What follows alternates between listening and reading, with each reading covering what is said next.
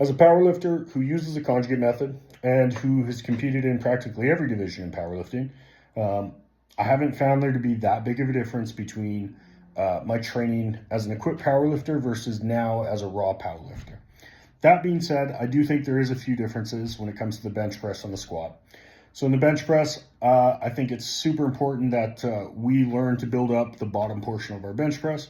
You know, we no longer have the shirt creating the tension in the bottom, so we need to find movements that allow us to get strong out of the bottom of our bench press.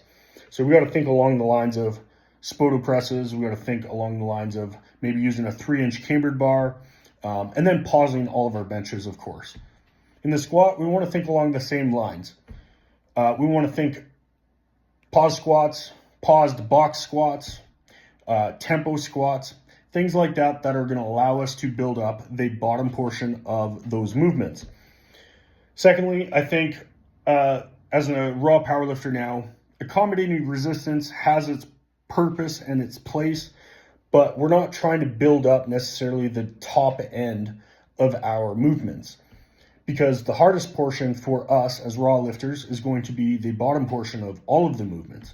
And so when we're using speed work or a max effort with accommodating resistance, I've found what's worked for me has been to bring the accommodating resistance down slightly, still using some, but bringing it down so that we have more straight weight at the bottom portion of all of those lifts.